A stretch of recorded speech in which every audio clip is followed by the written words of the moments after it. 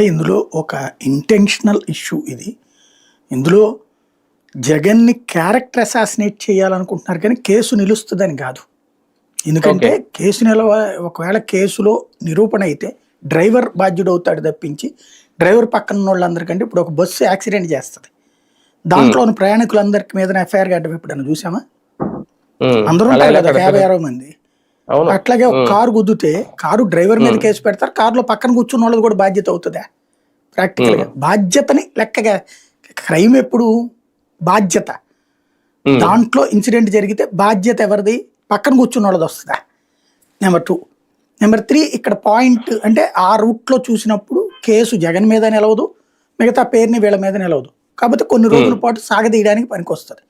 Main Jagan హ్మ్. చేస్తున్న తప్పేంటంటే ముకుల్ రోహిత్గీలు, కపిల్ సిబాల్‌లు, ప్రశాంత్ భూషణ్‌లు ఇట్లాంటి ప్రముఖ న్యాయవాదులు సుప్రీంకోర్టులోను, హైకోర్టులో వాదనలకు పెట్టుకోవట్ల. ఎందుకంటే ఆళ్ళకి కోట్ల రూపాయలు డబ్బులవుతాయి కాబట్టి. హ్మ్. తెలుగుదేశం ప్రతిపక్షంలో ఉన్నప్పుడు వాళ్ళకి ఖర్చు పెట్టింది. అధికారంలో ఉన్నప్పుడు కూడా వాళ్ళకి ఖర్చు పెడుతోంది. కాబట్టి జగన్‌కి సీనియర్ బలమైనటువంటి లీగల్ వ్యవస్థ లేదు. అది ఉండుంటే అసలు ఇది ఈ పాటికి ఇలాంటి కేసులన్నీ కూడా సుప్రీంకోర్టులో చాలా పెద్ద ఇష్యూస్ క్రియేట్ చేసుకోవచ్చు. హ్మ్. అంటే వాళ్ళప్పుడు జగన్‌ని దెబ్బకొట్టడానికి లీగల్ ఇష్యూనే వాడారు. హ్మ్. సరైనటువంటి లాయర్‌లని పెట్టుకోవడం ద్వారా. వీళ్ళకసలు అవును. అది చేత కావట్లేదు.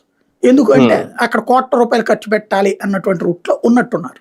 మరి సంపాదించుకున్న డబ్బులో, లేకపోతే ఉన్న డబ్బులో దాని మీద ఎందుకు కాన్సంట్రేట్ చేయట్లేదో ఆలోచించుకోవాలి. తప్పదు కొన్ని కొన్ని. హ్మ్. వాళ్ళు ఖర్చు హ్మ్. పెట్టుకున్నారు కదా! ప్రతిపక్షంలో ఉన్నప్పుడు కూడా.